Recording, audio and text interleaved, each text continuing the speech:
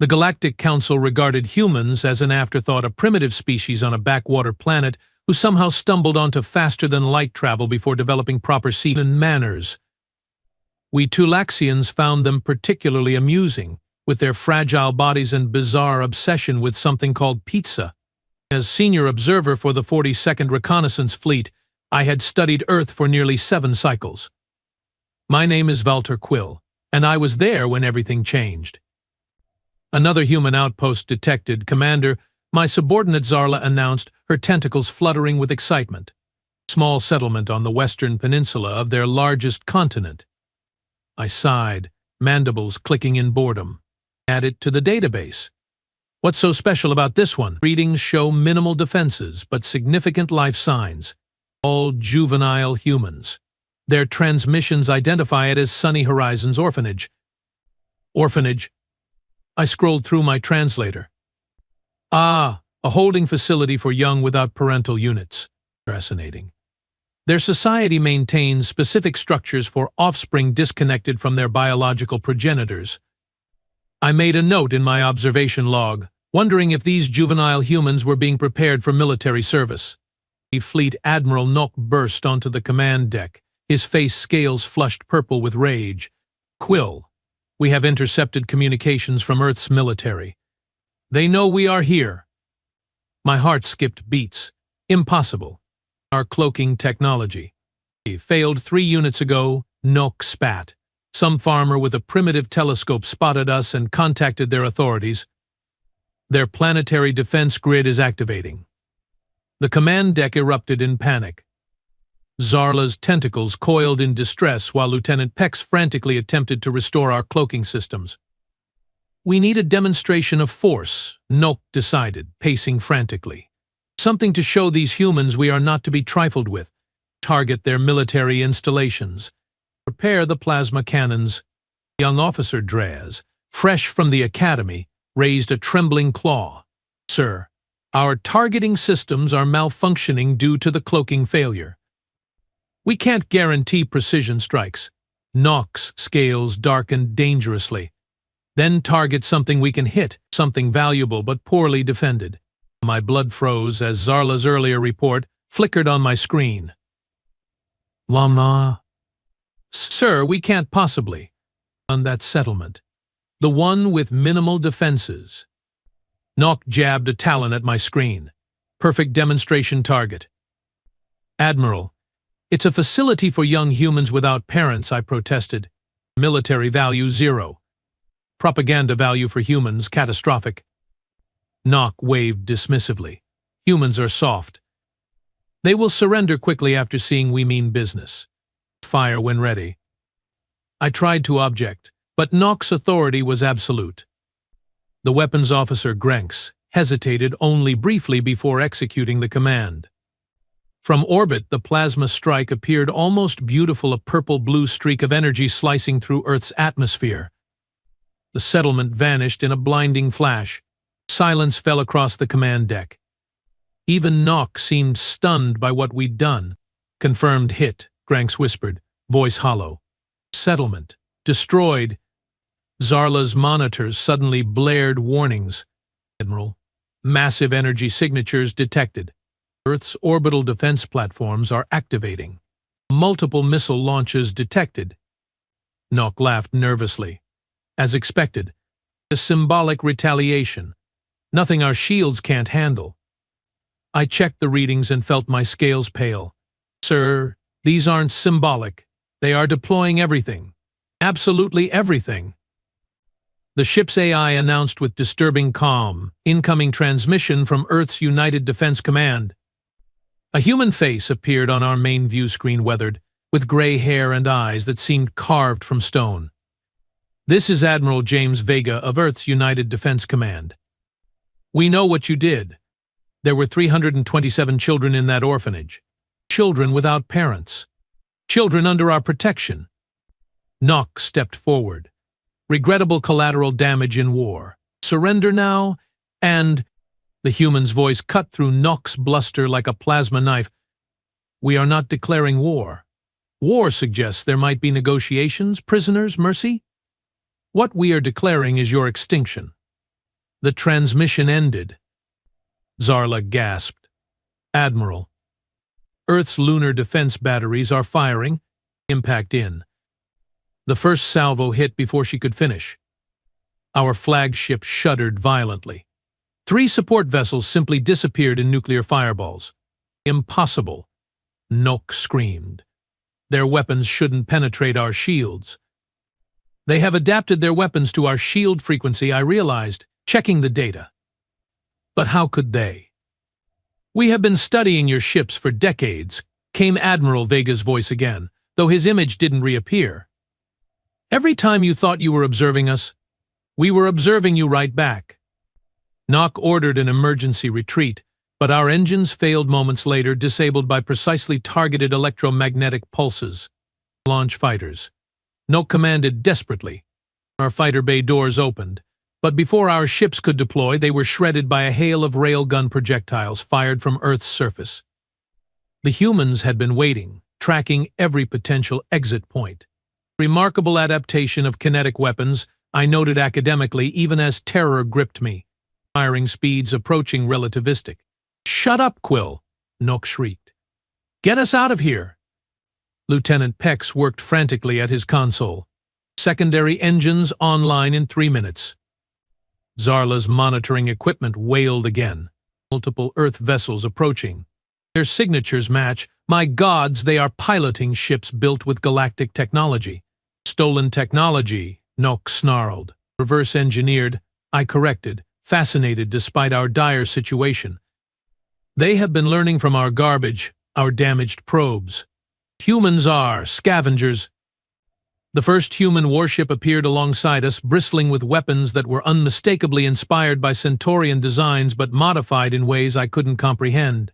Its hull bore the name Avenger in large Earth script, alongside a stylized image of a phoenix rising from flames.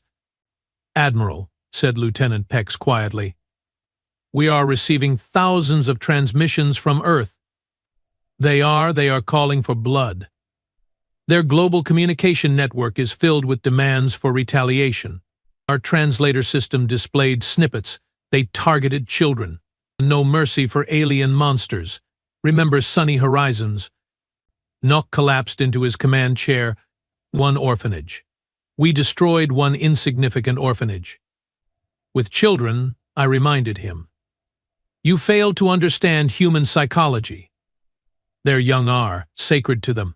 More human ships appeared, surrounding us completely. Our sensors detected transport vessels among them. "They are going to board us," I realized. "Impossible." Nock protested. "Our hull."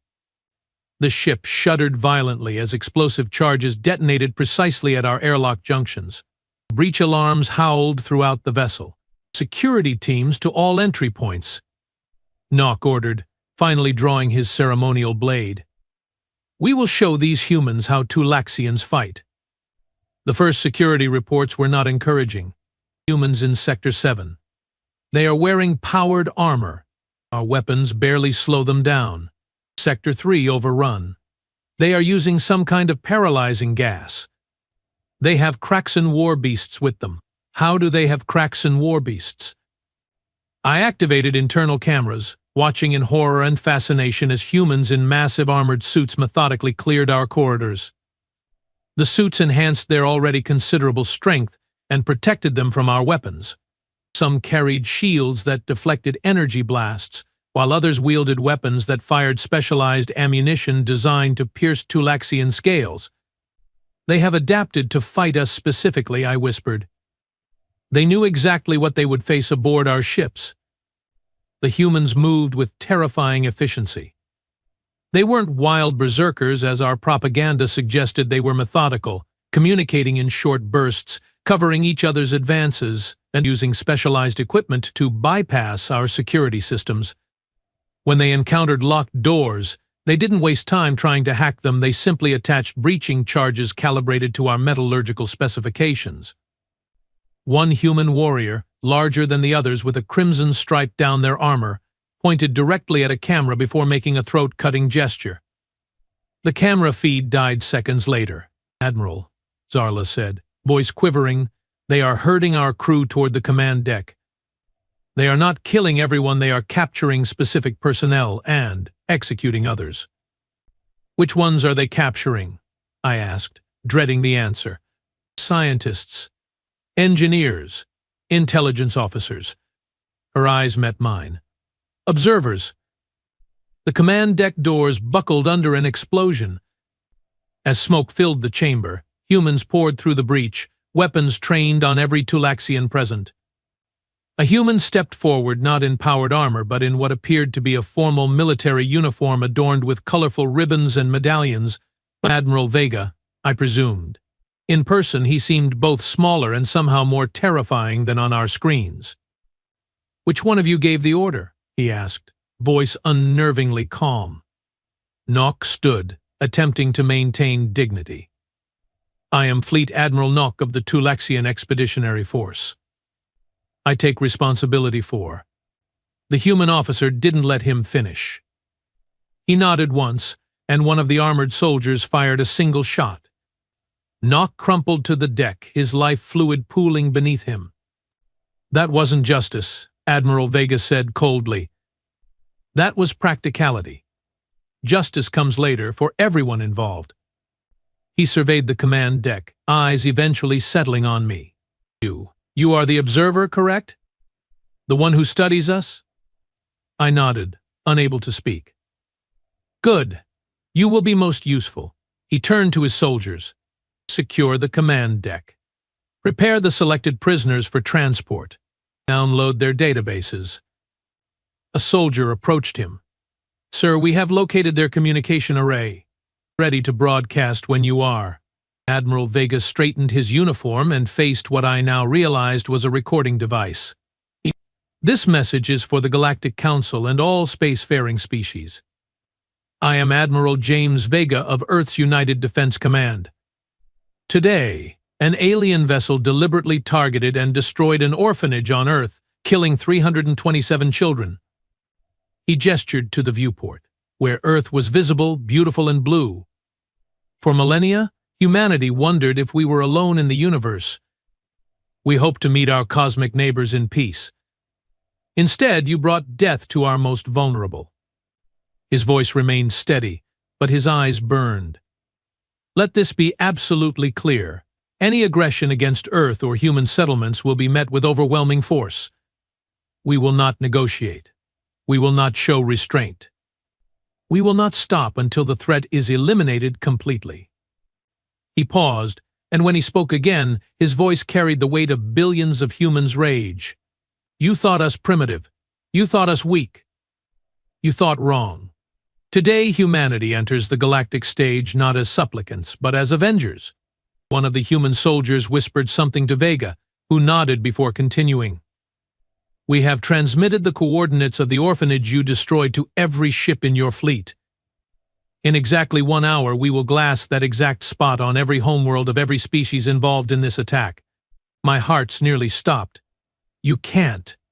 There are billions of innocent Tulaxians." Vega's gaze turned to me. "Exactly. Now you understand. One orphanage. 327 children." He faced the recording device again. "This is not a negotiation. This is not a threat. This is a promise. You have 59 minutes to evacuate your civilians from those coordinates." He nodded, and the soldier deactivated the recording device. "Transmission sent, sir. Broadcasting on all Galactic Council frequencies." Vega turned to me. "Your people have 58 minutes now. I suggest you convince your government to take us seriously." As I was led away in restraints, I looked back at the view screen showing Earth. Such a small planet, orbiting an unremarkable star. How catastrophically we had underestimated its inhabitants. The human guard escorting me noticed my gaze. "First time seeing Earth from orbit?" "No," I admitted. "I have observed it many times. But I'm seeing it differently now." The guard's laugh held no humor. "Yeah, we tend to have that effect. You know what your biggest mistake was? Attacking the orphanage," I said immediately. "No," the guard replied, his voice hardening. "Your biggest mistake was thinking we wouldn't burn the galaxy to avenge our children. As we reached the transport vessel, alarms blared throughout our crippled flagship.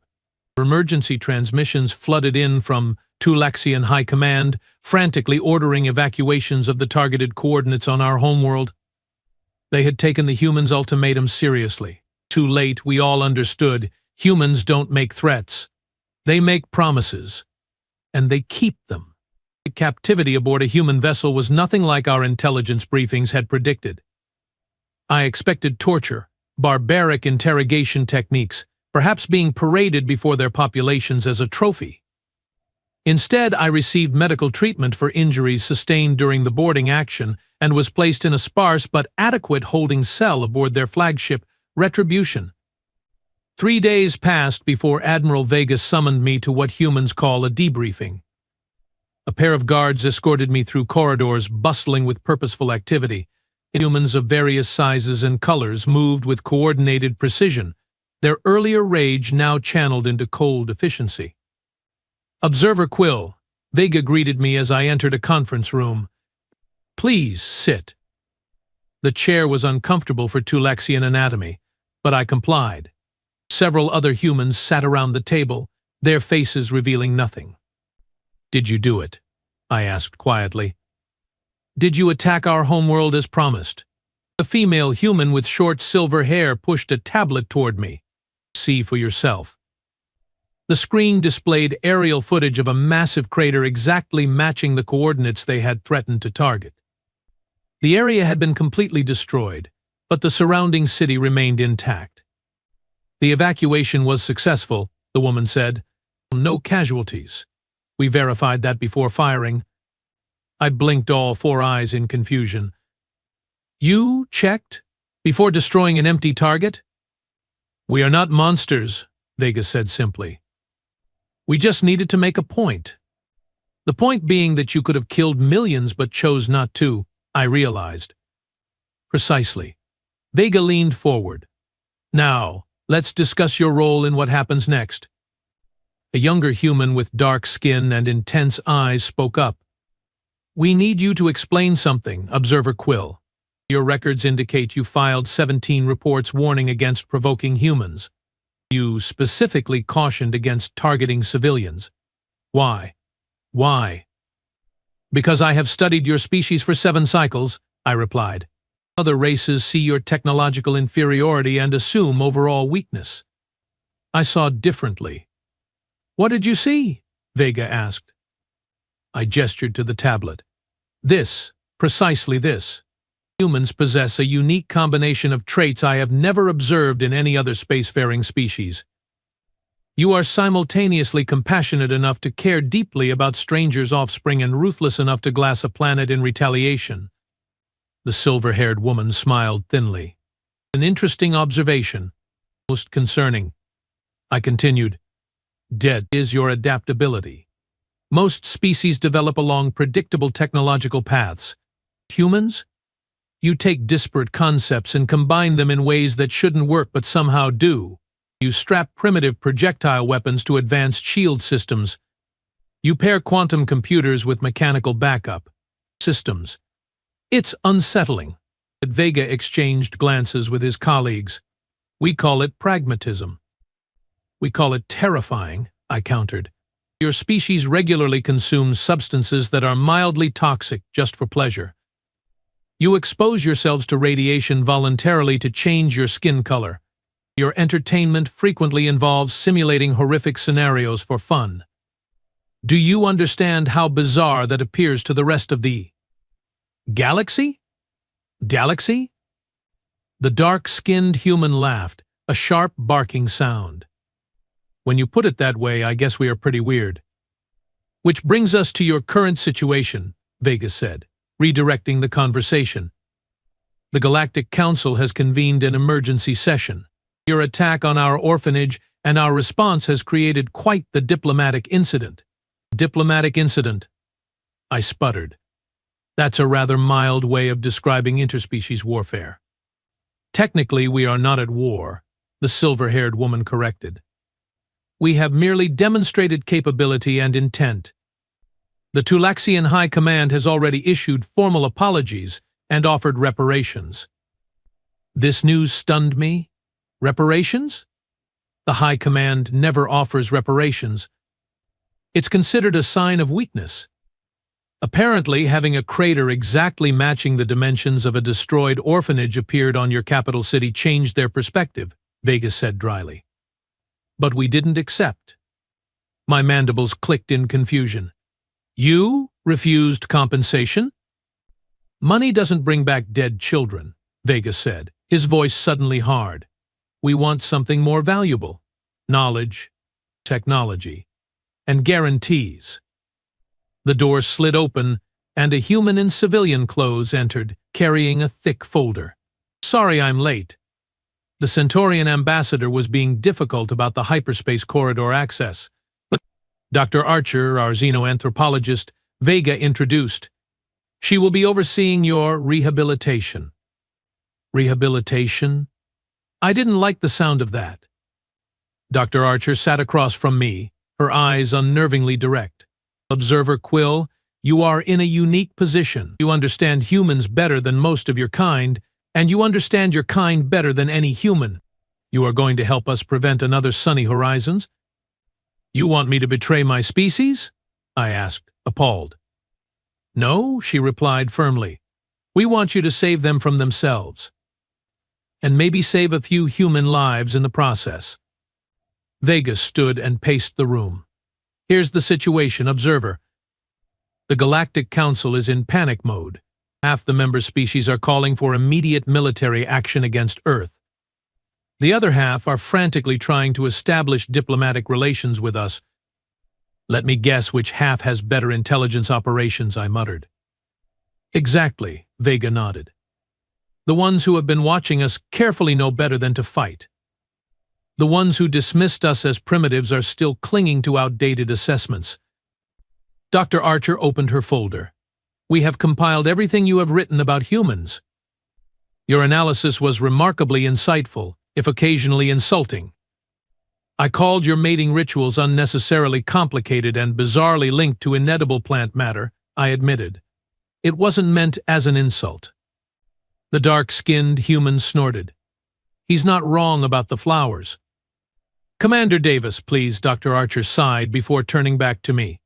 Observer Quill, humanity is entering the galactic stage in the worst possible way through tragedy and retaliation. But we don't want war. Contrary to what you might believe, humans prefer peace. We just happen to be exceptionally good at war when provoked. The perfect predator species, I agreed. Peaceful until threatened, then terrifyingly efficient. We need someone who can translate, Vega explained. Not just our language, but our intentions, our values. Someone who can explain to the Galactic Council that we don't want to conquer, but we absolutely will not be victimized. I finally understood my position. You want me as an ambassador? More like a cultural interpreter, Dr. Archer clarified. You understand the nuances that our translation systems miss. For instance, your report correctly identified that when humans say we should get together sometime, it's often a social pleasantry, rather than an actual invitation. That particular custom caused 3 diplomatic incidents with the Pranksy delegation, I recalled. They showed up at a human diplomat's dwelling at odd hours, expecting entertainment. Commander Davis laughed again. I remember that. Poor Ambassador Liang had to explain why 6 tentacled aliens were on his doorstep at 3 a.m. demanding the getting-together he had promised. The silver-haired woman, who I now noticed wore an insignia identifying her as Intelligence Director Moran, slid another tablet toward me. This is our proposal. Full diplomatic immunity for you. A position as Special Advisor to Earth's newly formed Interspecies Relations Department. In exchange, you help us navigate galactic politics without accidentally starting an interstellar war. I skimmed the document, amazed by its generosity. You are offering me protection? After what my species did? You tried to prevent it, Vega said simply. That counts for something. And the alternative? I asked cautiously. Director Moran's smile didn't reach her eyes. War. Billions dead on both sides. Though our projections suggest humanity would ultimately prevail, given our resource mobilization capabilities and psychological resilience. Your willingness to eat anything in a survival situation is particularly disturbing, I noted. Among other traits, she agreed. I considered their offer. Betrayal or salvation? Perhaps both. Perhaps neither. There's something you should know, I said finally. Admiral Nock didn't act on his own authority. The attack was orchestrated by a faction within the Galactic Council called the Dominance Front. They have been pushing for preemptive strikes against emerging spacefaring races, particularly humans. The room went silent. You have proof of this? Vega asked quietly. I tapped my neural implant. Everything is here, including communications between Nock and Councillor Pratesh of the Vorax Imperium, authorizing the demonstration strike against a low-value human target to test your species' response threshold. They experimented on us, Dr. Archer whispered, horror evident in her voice. They killed children to see how we'd react. Some council members consider emerging species as laboratory subjects rather than equals, I explained. They believed your reaction would be localized grief, perhaps limited military posturing. They severely miscalculated. Commander Davis cursed colorfully in 3 different Earth languages. This changes things, Vega said, his controlled demeanor slipping to reveal cold fury. We are not dealing with an isolated incident, but an organized campaign.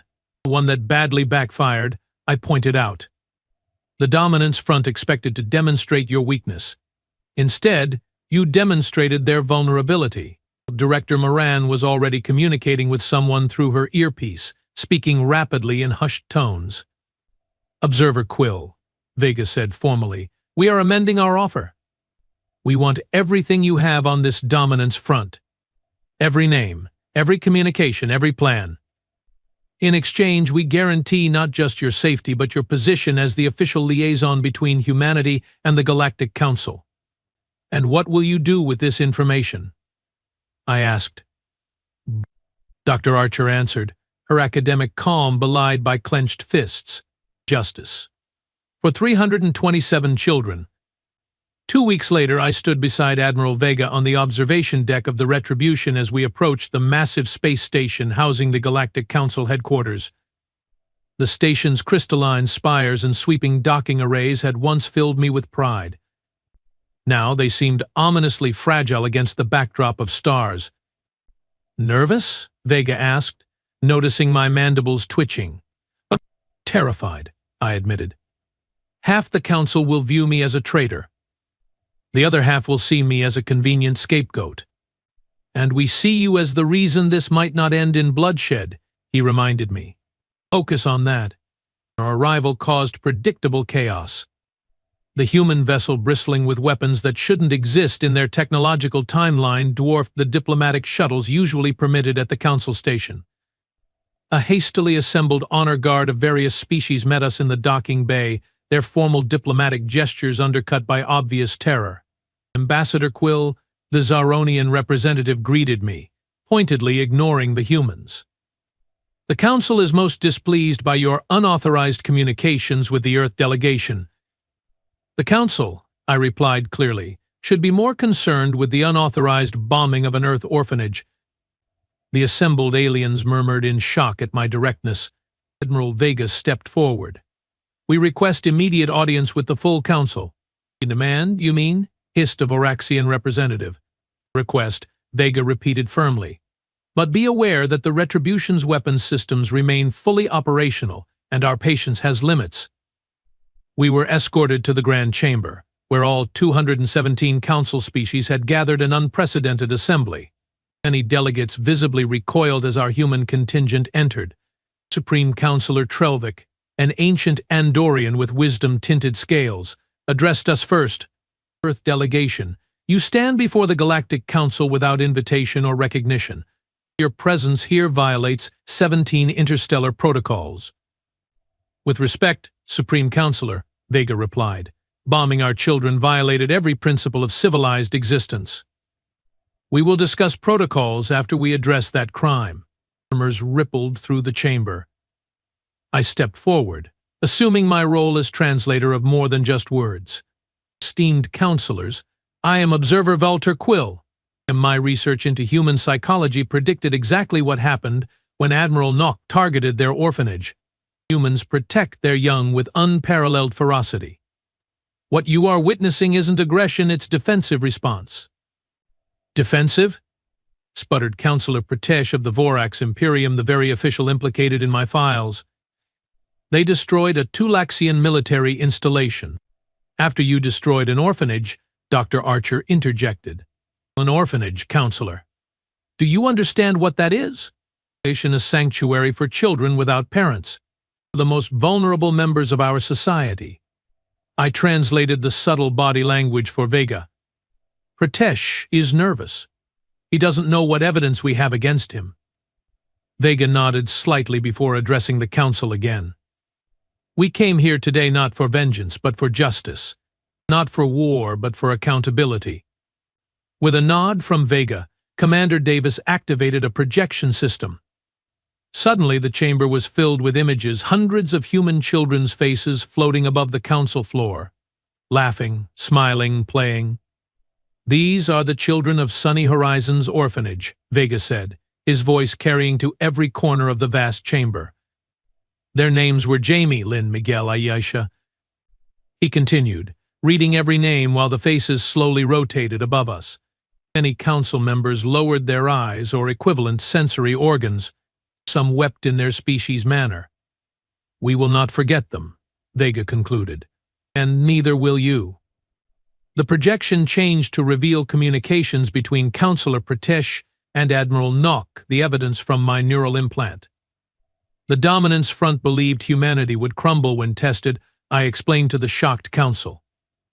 Instead, they demonstrated why humanity must be welcomed as equals, not tested as subjects. Supreme Counselor Trilvik's ancient eyes narrowed as he read the evidence. Counselor Pratesh, these allegations are most disturbing. Do you deny authorizing this attack? Pratesh rose, mandibles flaring in defiance. These primitives shouldn't even be here. They are violent, unpredictable. We were protecting the galaxy from their inevitable expansion. By killing our children? Dr. Archer asked quietly. That was your protection? The chamber erupted in chaos. Species took sides, ancient alliances fractured, accusations flew. Through it all, the human delegation stood silent, letting the evidence speak for itself. Finally, Supreme Counselor Trelvik raised his ceremonial staff, restoring order. The Council recognizes that grave crimes have been committed. Counselor Pratesh and all members of the so-called Dominance Front will be immediately removed from their positions pending full investigation. He turned to Admiral Vega. To the people of Earth, the Council extends its deepest regrets. What happened was not authorized by this body and violates our most sacred principles of peaceful coexistence. Vega stepped forward. Regrets are not enough, Supreme Counselor. We require guarantees. Name them, Trelvik said simply. Full membership in the Galactic Council, immediate technology sharing, particularly medical and environmental technologies that could benefit our people, and a binding defense treaty that ensures any attack on human settlements will be considered an attack on all Council species. The chamber fell silent at these audacious demands. Trelvik considered for a long moment before responding. You ask much for a species that has only recently achieved faster-than-light capability. We ask much because we have paid much, Vega replied. 327 children. Their futures. Their potential. I stepped forward then, sensing the pivotal moment. Supreme Counselor, I have studied humans extensively. They are capable of holding two seemingly contradictory traits, simultaneously unmatched capacity for violence when threatened and boundless compassion when at peace. The Council faces a simple choice. Make humanity your most dangerous enemy or your most valuable ally. Trelvik's ancient eyes studied me, then the human delegation, then the faces of the children still projected above us. The Council will grant your requests, he announced finally. Not from fear, though there is fear here today. Not from guilt, though there is guilt as well. We grant them because they are just, and because perhaps we have much to learn from a species that values its children so deeply. As the council session concluded and various delegations approached the humans to establish diplomatic connections, Admiral Vega turned to me. "You were right," he said quietly. "No war today." "No," I agreed. "Something far more dangerous for the galaxy." "What's that?" I gestured to where Dr. Archer was already deep in animated conversation with a group of fascinated Zeronian scientists sharing ideas and concepts. "Peace with humans," I said. "The real revolution begins now." Vega smiled, that peculiar human expression that still unnerved me slightly. "You know, Observer Quill, I think I'm going to enjoy having you as our cultural translator."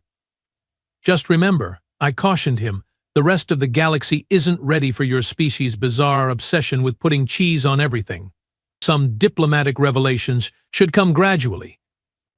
As we looked out at the assembled galactic community, I couldn't help but reflect on how completely everything had changed. One terrible act of cruelty, one devastating response, and the course of galactic history forever altered. They bombed an Earth orphanage, humanity answered with fire and steel. And then, most terrifyingly of all, with forgiveness conditional upon justice. The galaxy would never be the same.